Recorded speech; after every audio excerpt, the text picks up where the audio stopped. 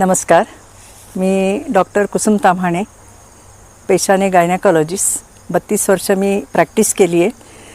पण पहिल्यापासून एक ध्यास होता की आपल्याला नॅचरल फार्मिंगचं प्रॉडक्ट मिळवायचे.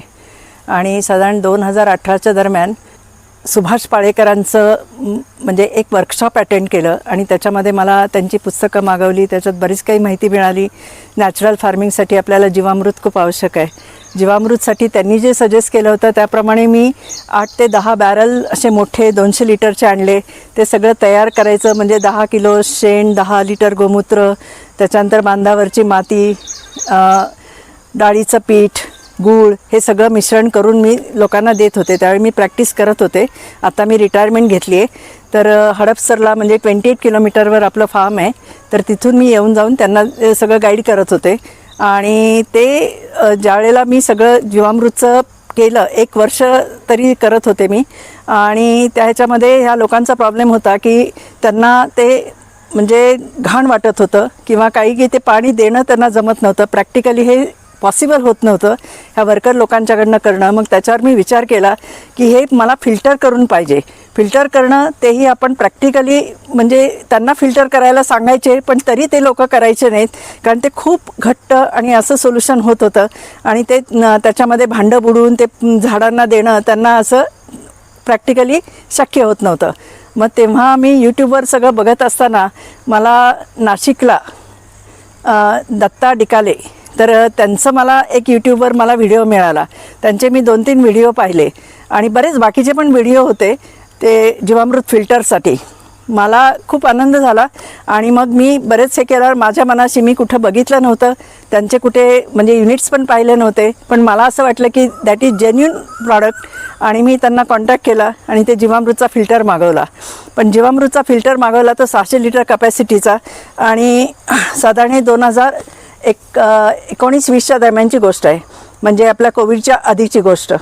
आणि याच्यामध्ये फायदा असा झाला की ते फिल्टर होऊन म्हणजे जसं क्लिअर वॉटर येतं तसं हे जीवामृत येतं. मी तुम्हाला हे जीवामृत म्हणजे एकदम क्लिअर वॉटरसारखं. मग याची फवारणी करणं खूप सोपं जातं. आणि मी काय केलं की टँक जो आमचा बांधलेला आहे तर त्याच्या शेजारीच हा जीवामृतचा संच आणून ठेवला. कारण लोकांना सांगून ते प्रत्येक वेळी आपण 15 दिवसाला 10 दिवसाला आपल्याला जे द्यायचं आहे ते देणं होत नाही. मग ह्याचे प्रॅक्टिकल डिफिकल्टी खूप येतात. मग त्याच्यामध्ये मी त्यांना काय सांगितलं की हे जे येतं आहे जीवामृत ते डायरेक्ट टँकमध्ये होता. म्हणजे जे काही माझ्या पिकांना पाणी जाईल तर ते जीवामृत मिश्रित असेल. म्हणजे त्याच्यासाठी सेपरेट कष्ट घेऊ नका. आणि मग फवारणी करायची ती मी साधारण 10 ते 15 दिवसांनी मग फवारणी करते. आज म्हणजे पहिल्यापासून या क्षेत्रामध्ये मी कधीच पेस्टिसाईड वापरलं नाही. म्हणजे त्याच्या आधी कधीतरी आंब्याच्या झाडांना युरिया वगैरे टाकलेलं होतं. पण जसं मला हे 2018 सालापासून मी कुठल्याही प्रकारचं केमिकल फर्टिलायझर वापरत नाही आहे आणि पूर्ण नॅचरल फार्मिंगचं हे सगळं राबवते. आता याचा बेसिक असं आहे की नॅचरल फार्मिंग का, तर जशी प्लांट म्हणजे आपल्या ह्युमनची जशी प्रतिकारशक्ती आपण वाढवतो, आजारी पडत नाही, तसं माझ्या डोक्यात असं होतं की प्लांटची जर प्रतिकारशक्ती वाढली तर आपोआपच आपण ते कंझ्युम करतो तर आपली प्रतिकारशक्ती वाढेल. म्हणजे प्लांटची प्रतिकारशक्ती वाढवायची त्याला फक्त जीवामृत हाच पर्याय आहे. म्हणजे आपण केमिकल फर्टिलायझर वापरायचे नाही आहेत. केमिकल फर्टिलायझर वापरण्याचा म्हणजे पेस्टिसाईडचं तर भयानक आहेच, कारण ते कॅन्सरसारख्या सगळ्या म्हणजे रोगांना सामोरं जावं लागतं. पण केमिकल फर्टिलायझरने काय होतं हे तर आपण नैसर्गिक शेती करू शकतो याचं मी कॉन्फिडेंटली तुम्हाला सांगू शकते. बऱ्याच लोकांना वाटतं की हे याच्यावर शेती होऊ शकत नाही. एक लक्षात घ्या की युरियाच्या 6 पट ताकद या जीवामृतमध्ये आहे. आता फक्त ह्या फिल्टरमध्ये आम्ही डाळीचं पीठ वापरत नाही. डाळीच्या पिठावर कॉन्ट्रोवर्सी आहे. तर याच्यामध्ये आम्ही 10 किलो शेण, 10 लिटर गोमूत्र, 2 किलो गूळ आणि 5 लिटर प्युअर ताक वापरतो.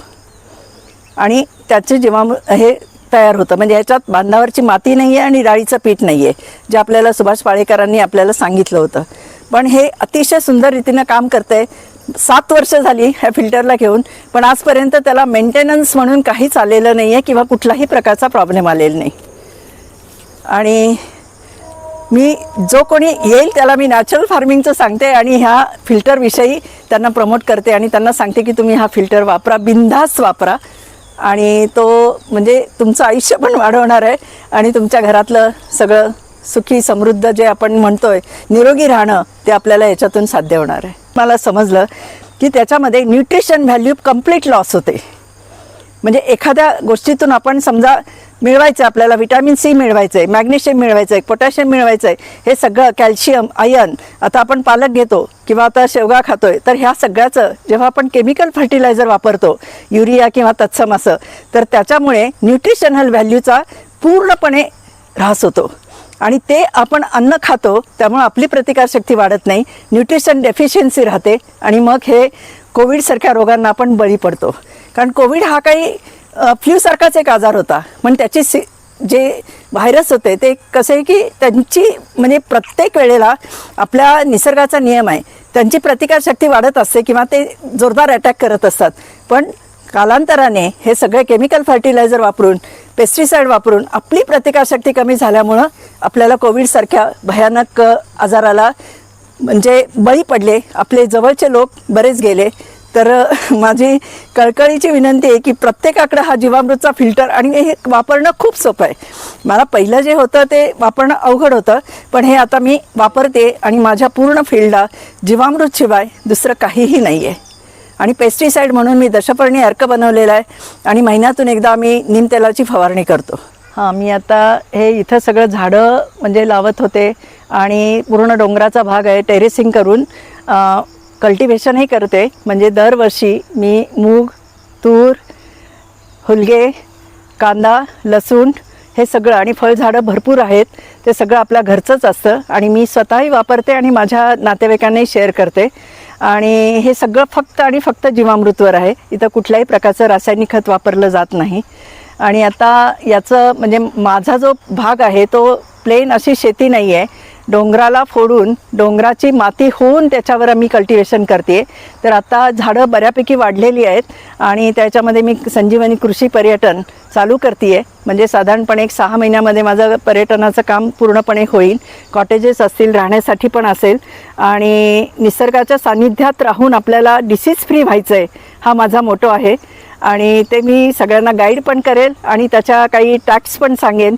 कारण म्हणजे प्रत्यक्ष उदाहरण म्हणजे आमच्या सरांचा 30 वर्षाचा डायबिटीस, इथं आम्ही हे सगळं कन्झ्युम करतो आहे, नॅचरल फार्मिंगचे प्रॉडक्ट्स, आणि इथं राहतो आहे ऑक्सिजनच्या याच्यामध्ये, तर त्यांचा पूर्णपणे डायबिटीस रिव्हर्स झालेला आहे 30 वर्षाचा.